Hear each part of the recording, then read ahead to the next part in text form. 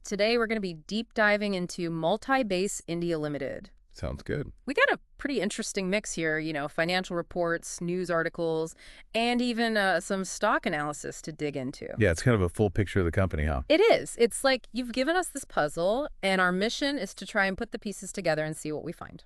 I like that. So, for anyone who might not be familiar with Multibase India Ltd, they manufacture thermoplastic elastomers and silicone-based products. Okay. And these materials are used in all sorts of things, from cars to buildings. Interesting. Yeah, established back in 1991, they are part of Multibase SA, which is a subsidiary of the Dow Corning Corporation. Oh, wow. So they're part of a bigger... They are, yeah. And they export to various markets. They have a clientele of over 1,000 companies. That's a lot. Pretty impressive, right? Yeah, definitely suggests they've really found a niche for themselves. Now, one thing that really kind of jumped out at me was this news about a massive 530% dividend they announced. Yeah, we're talking 53 rupees per share. Does that signal that they're just like overflowing with confidence about their future earnings? Or is there something else going on? Well, it's certainly a bold move. Yeah. It is a generous payout.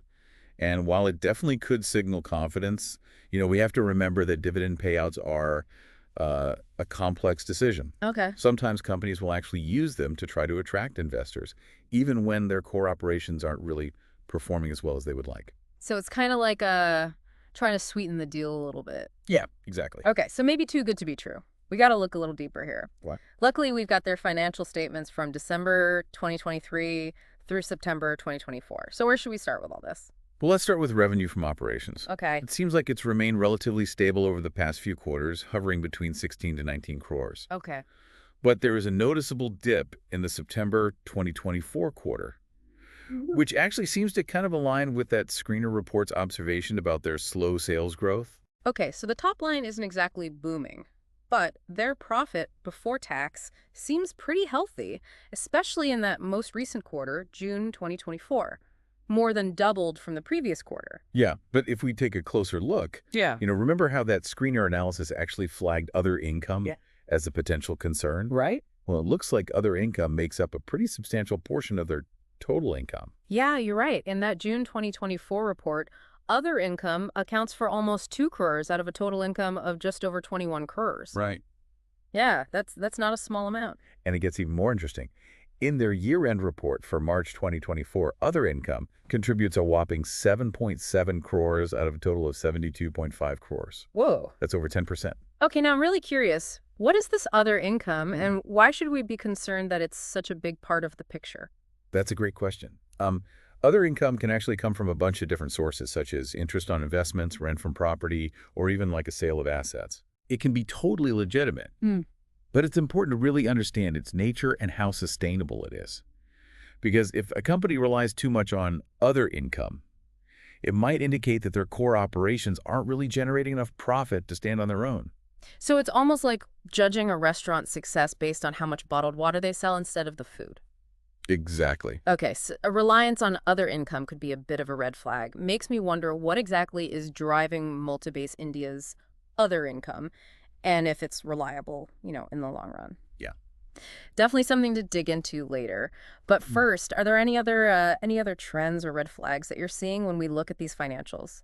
Yeah, actually two things stand out to me. First, their inventory levels have been fluctuating quite a bit. There's a significant increase in that December 2023 quarter, followed by decreases in the next 2 quarters, Okay. and then another increase in that latest quarter. That seems a little erratic. Why would their inventory be bouncing around like that? Well, it's tough to say for sure without having more information. It could be due to a number of factors, things like fluctuations in the demand for their products, maybe hiccups in their production process, Okay. or even just intentional efforts to, manage their inventory levels. It's worth investigating to really understand what's going on there. Yeah, definitely need to add that to our list of questions. What was that second thing that you noticed? Well, we need to talk about those transfer pricing adjustments that were mentioned in the June and March 2024 reports. Yes. This could be a really significant piece of the puzzle. Yeah, that phrase definitely raised my eyebrows. For those listening who might not be accounting experts, can you break down what transfer pricing even is and why these adjustments might be happening? Sure. Transfer pricing basically comes into play when companies within the same multinational group, like Multibase India and its parent company, Multibase SA, do business with each other. The price they use for those internal transactions is the transfer price. And tax authorities, they scrutinize these prices very carefully because companies might be tempted to manipulate them to shift profits to countries with lower tax rates. So are these transfer pricing adjustments basically the tax authorities saying, hey, we think you might be playing some games with these prices to avoid paying your fair share? Basically, yeah. And what's really noteworthy here is that these adjustments affect Multibase India's stock and trade purchases, which is a major part of their business. Right. And the March 2024 report even mentions a credit note of 124.71 lakhs due to a transfer pricing adjustment. This resulted in a negative amount for purchases of stock and trade, which you definitely don't see every day. That's a pretty big deal then. Makes you wonder if their relationship with their parent company is really as straightforward as it might seem on the surface. Yeah. Are they truly operating at arm's length, or is there a potential for, shall we say, some creative accounting going on? It's a good question, and it's something we should definitely explore further here. Transfer pricing is a complex area, and these adjustments raise some very valid concerns about the company's financial dealings. All right, so we've got this steady revenue with a recent dip, a big jump in profit before tax in the last quarter, a big question mark around other income, and now this intriguing issue of transfer pricing adjustments. It's a roller coaster. It certainly is, and we're just getting started. We haven't even talked about their stock analysis or looked into their shareholder structure. This deep dive is turning into a real detective story. It is. Yeah, we're starting to uncover some interesting clues for sure. And I'm eager to see where they lead us. So what should we investigate next? Well, remember that screener report? Yeah. It highlighted a couple interesting points about their stock that I think we should look at. Okay. For example, it mentions that they're almost debt-free. That sounds like a pretty solid foundation, right? It does. Yeah. Having low debt generally means a company has financial strength and flexibility. They've got more resources to invest in, growth opportunities, to weather those economic storms, and even to reward their shareholders with dividends. So you're saying their low debt could actually be a factor in their ability to offer that really attractive dividend? It's possible. Yeah. But the screener report also pointed out that their stock is trading at nearly 3 times its book value. Now, I'll be honest, I'm not a financial whiz, so can you explain what that means and why should I care? Of course. The price-to-book ratio is basically just a way to compare a company's market value, that's reflected in their stock price, to its book value, which is essentially the value of its assets minus its liabilities. Yeah. So think of it like if you were to buy a house and then immediately turned around and sold it. Right. The book value would be what you paid for it, and the market value is what you could sell it for. Okay, I think I got it. So in Multibase India's case, their stock is trading at a much higher price than the accounting value of their assets. Interesting. So what does that tell us? Well, a high price-to-book ratio often suggests that investors are really optimistic about the company's future earnings potential. Okay. They're willing to pay a premium for the stock because they believe that the company's true worth is actually higher than what's reflected on the balance sheet. So while their sales growth might be slow, it seems like the market seems to think that, they've got the potential to make profits down the road. Yeah. But wait a minute. The screener analysis also flagged their low return on equity as a concern. What is ROE and why should we care about it being low? ROE is a key measure of profitability. Okay. It basically measures how effectively a company is using its shareholders' investments to generate profits. Okay. So a low ROE can indicate that a company isn't utilizing its equity capital as efficiently as it could be. It's like if you had a super high-powered sports car, but you only ever drove it 30 miles an hour, you're not really maximizing its potential. So even though they're profitable, they could be squeezing more out of their investments. Exactly. Of course, we do have to consider ROE within the context of the company's overall strategy and industry benchmarks. But in Multibase India's case, it's definitely something to keep an eye on. Okay, so we've got this interesting mix of signals. Low debt, which is good high market valuation suggesting optimism, but also low ROE, pointing to potential inefficiency. It seems like every clue leads to another question. That's how it always goes, right? Yeah. It's rarely straightforward. And speaking of questions, remember those transfer pricing adjustments we talked about earlier?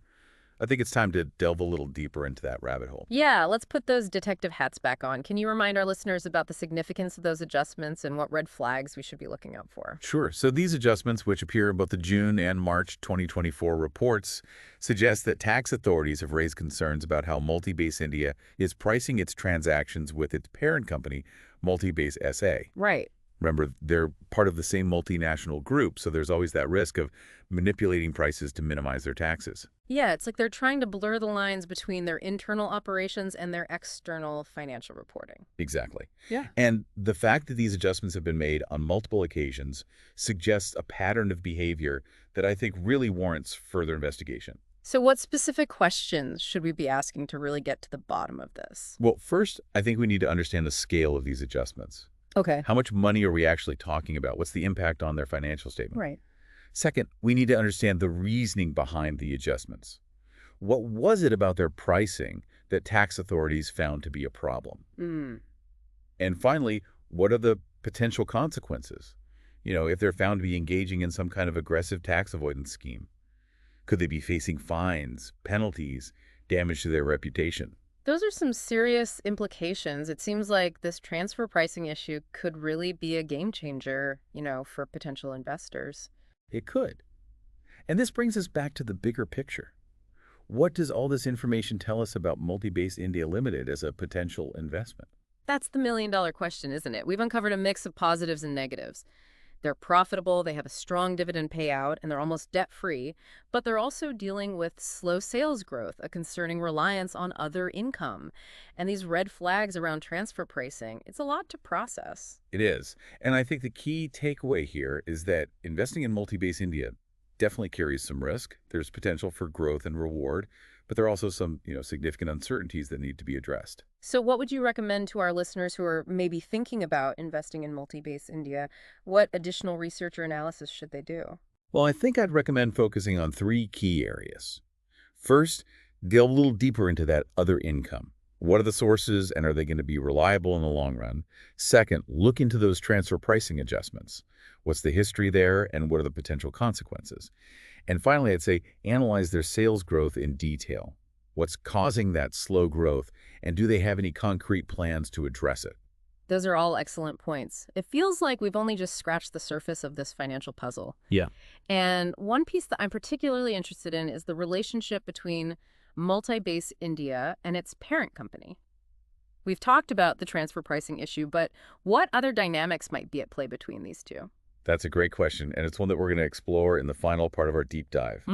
We need to understand how this parent-subsidiary relationship influences Multibase India's decision-making, financial performance, and ultimately their future. Sounds like we've got even more detective work ahead of us. We do. Okay, we're back and ready to wrap up our deep dive into Multibase India Ltd.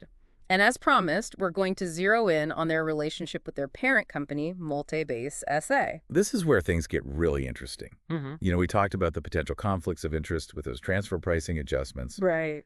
But I think there's a lot more to unpack here. It's crucial to understand how this parent-subsidiary dynamic might be shaping Multibase India's overall strategy and performance. Exactly. It's one thing to look at that 75% ownership stake on paper, Right. but it's another to really understand how that translates into actual influence and control. Yeah, It's like the difference between being a shareholder and being the head of the household. I like that analogy. Yeah. And to really understand these dynamics, I think we need to consider a few key factors. First, the level of operational integration. Are Multibase India and Multibase SA sharing resources, manufacturing facilities, or even management teams? Yeah. Or is Multibase India operating pretty much on its own? So are they intertwined like vines on a trellis? Or more like separate branches of the same tree? Exactly. And that level of interconnectedness can have a huge impact on their financial performance. And then there's the question of financial flows. Okay. Are there significant transactions happening between the two companies beyond those stock and trade purchases that we talked about? Are there royalty payments or management fees or loans that could be influencing Multibase India's bottom line? It's like we need to follow the money trail and see where it leads us and who's benefiting from all of this. And I imagine the parent company's overall strategy plays a big role here as well, right? Absolutely. Is Multibase SA looking to grow Multibase India aggressively, or are they happy with it just being a steady cash-generating asset? And that can have implications for everything you know, from their investment decisions to dividend payouts. Right. Remember that massive 530% dividend? Was that driven by the parent company's needs, or was that part of Multibase India's own strategy? Right. So many questions. It's like we need to be a fly on the wall in that boardroom to really understand what's motivating their decisions. Well, we can't be flies on the wall, but there are ways to get some clues. We can look at, interviews with Multibase India's management, press releases about their strategic partnerships, and maybe even industry reports that analyze, Dow Corning's global operations. Okay, so it sounds like we need to do some more detective work. A little bit. But let's bring it back to our listeners who are trying to figure out, Okay. is this a company I should invest in or not? Right. What does all this parent subsidiary stuff mean for them? That's the big question. Yeah. On the one hand, having a strong parent company like Multibase SA can be a huge advantage. Okay. They can provide financial backing, share technical expertise, and even open doors to new markets. Right. This can give Multibase India a leg up on the competition and potentially reduce risk for investors. So it's like having a wealthy, well-connected relative who's willing to, lend a helping hand. Exactly. But on the other hand, this relationship can also create some potential downsides. Multibase India's autonomy might be limited. Their decisions could be influenced by the parent company's priorities, and their profits might even be siphoned off through those, royalty payments or management fees that we talked about earlier. It's like being a talented musician, but you're signed to a record label that takes a big cut of your earnings. Ah, so the parent company could be a supportive mentor, or it could be like a demanding overlord. And those transfer pricing adjustments we discussed earlier, they become even more important in this context, don't they? Yeah, they do. If the parent company is exerting too much control over Multibase India's pricing decisions, it could signal a lack of transparency and raise concerns about potential conflicts of interest. It's a bit like a family business where, the siblings aren't always treated equally. That's a good way to put it. Yeah. And that's why it's so important for potential investors to really understand these dynamics before they make any decisions. So after this deep dive, what's your final verdict? Is Multibase India a hidden gem, or is this a company to approach with caution? I think they're a little bit of both, to be honest. They have some attractive qualities, but those red flags, particularly those related to the parent company, those can't be ignored. If I were thinking about investing in Multibase India, I'd do it with a healthy dose of skepticism, and I would definitely do a lot more research into the things we've talked about today. Yeah, that sounds like really wise advice. We've uncovered a lot of information about Multibase India, Yeah. from their financial performance and their stock analysis to that big dividend announcement and, of course, their complex relationship with their parent company. It's been quite a journey. It has. And I think it really just highlights how important it is to do thorough research and really think critically when it comes to making investment decisions. Well, that brings us to the end of our deep dive into Multibase India Ltd. We hope you enjoyed exploring these financial waters with us. And remember, listeners, investing always involves some degree of risk. The best way to navigate those risks is to stay informed, ask the right questions, and do your own due diligence. Couldn't have said it better myself. Until next time, happy investing, everyone.